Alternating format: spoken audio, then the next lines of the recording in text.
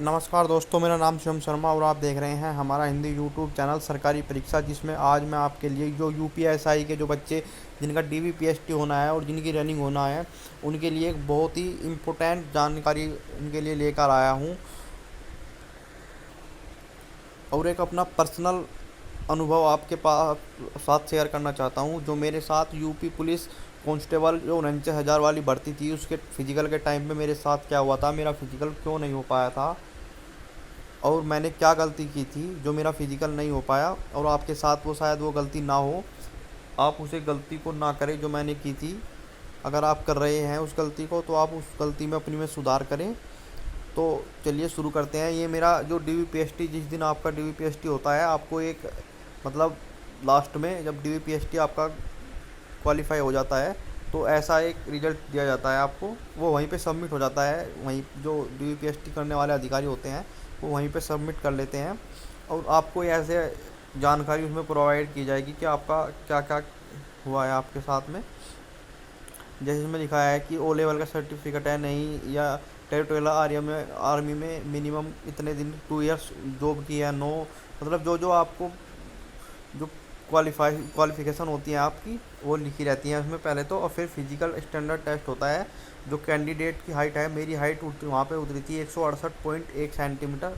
Candidate की chest उतरी थी विदाउट एक्सटेंशन 81, और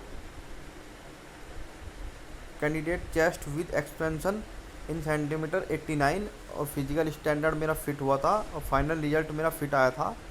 डॉक्यूमेंट वेरिफिकेशन स्टेटस मेरा फिट था, मतलब मैं डॉक्यूमेंट वेरिफिकेशन में भी पास था। डॉक्यूमेंट वेरिफिकेशन मेरा पास हो गया था और मेरा फिजिकल जो फाइनल था, जो फिजिकल स्टैंडर्ड टेस्ट था मेरा, वो भी मैं फाइनल पास हो गया था।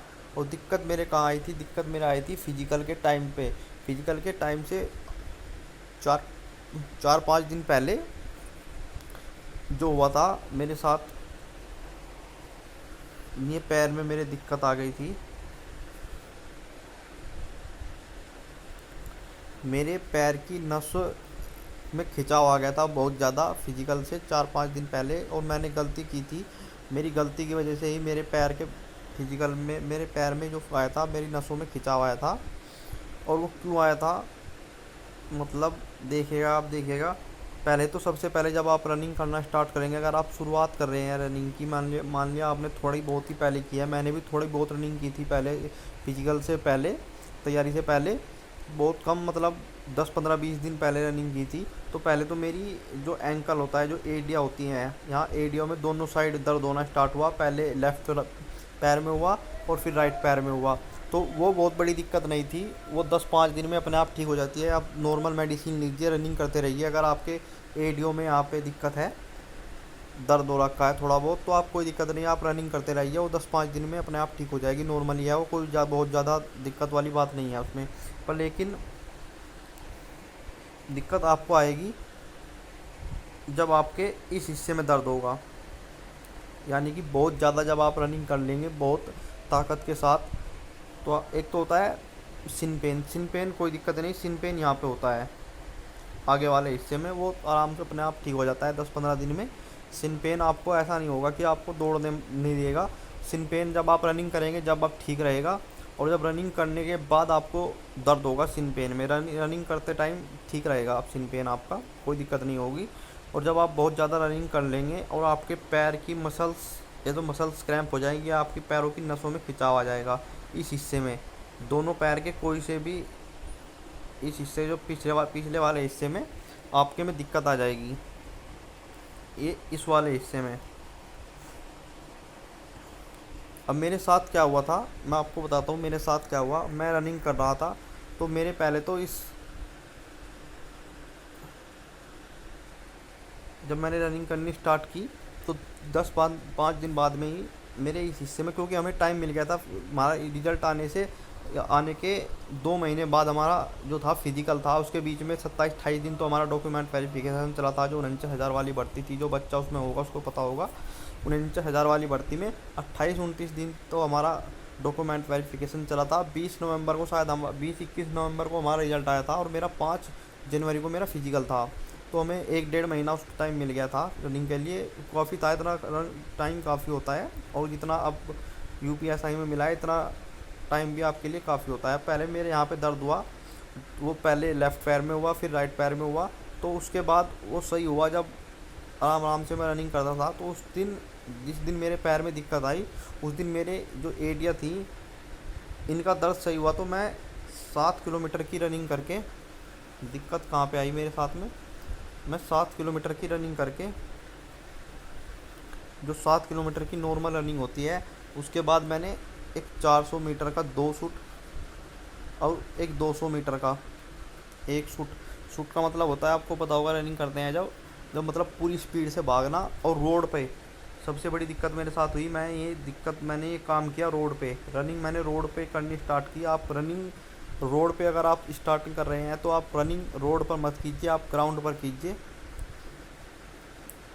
ग्राउंड पर रनिंग कीजिए, रोड पर मत कीजिए। अगर रोड पे कर रहे हैं तो आपके साथ में कुछ ना कुछ दिक्कत आ सकती है, तो इसलिए ग्राउंड पर रनिंग कीजिए, रोड पर मत कीजिए। तो मेरे साथ दिक्कत ये हुई कि मैं 7 किलोमीटर की रनिंग करके उस दिन, और मैंने एक 400 मीटर के और एक 200 मीटर का शूट मारा। और जब मैंने 400 मीटर के शूट मारे तो उनमें मुझे कोई दिक्कत नहीं हुई। जब मैंने 200 मीटर का शूट मारना स्टार्ट किया तो लगभग मैं 150 मीटर भागा हूँगा, और उसी टाइम मेरे पैर में दिक्कत स्टार्ट हो गई। मैं रुक गया वहीं पे ही, और मेरे से, जहाँ से जिस रोड पे हम रनिंग कर रहे थे, उससे घर पर आना बहुत मुश्किल हो गया। इतना दर्द इतना ज़्यादा हुआ, मैंने सोचा सिन पैन होगा शायद ये, पर नहीं। अगले दिन जब जैसे रात शाम के टाइम था, मैं घर पे आ गया, आराम किया। जब मैं सुबह उठा तो इतना दर्द पैर में था, बहुत ज़्यादा। तो मेरी सबसे बड़ी गलतियाँ रही कि मैंने रनिंग नो पहले तो 7 किलोमीटर की नॉर्मल रनिंग की, उसके बाद में जो मैंने शूट मारे 400 मीटर के, तो ये सबसे बड़ी मेरी दिक्कत थी। तो अगर आप भी ऐसा करते हैं कि आप रनिंग करने के बाद में शूट मारते हैं 200 400, जैसे लड़के आपके पास में अगर लड़के होंगे आर्मी वाले, उनके बहकावे में मत आ जाइएगा। कभी आप उनके बहकावे में आके शूट मार ले तो ऐसा मत कीजिएगा बिल्कुल भी। 100 200 400 मीटर का आपको शूट नहीं मारना है, आपको केवल नॉर्मल रनिंग करनी है, जिससे आपका फिजिकल हो जाए। आपको आर्मी की रनिंग नहीं करनी है, आप केवल अपनी नॉर्मल रनिंग कीजिए। और एक सबसे बड़ी बात यह है कि आप रोड पर मत जाइए रनिंग करने, बिल्कुल भी आप ग्राउंड में रनिंग कीजिए। ग्राउंड पे यानी कि जो ग्राउंड होता है मिट्टी पे जो होता है, ऐसा नहीं, पक्के पे मत रनिंग कीजिए, कच्चे पे, कच्ची जो मिट्टी होती है उस पर रनिंग कीजिए, पक्के पे मत रनिंग कीजिए। और मेरे साथ है हुआ था फिजिकल के टाइम, फिजिकल से 3 4 दिन पहले मेरी नसों में खिंचाव आ गया था, और मेरा फिजिकल रह गया था। फिजिकल में मेरा शायद 400 मीटर का, मेरा जब मैं फिजिकल देने गया था, मेरा मेरठ फिजिकल था, तो 400 मीटर का एक चक्कर मेरा लगा था, और मैं रुक गया था वहीं पे ही।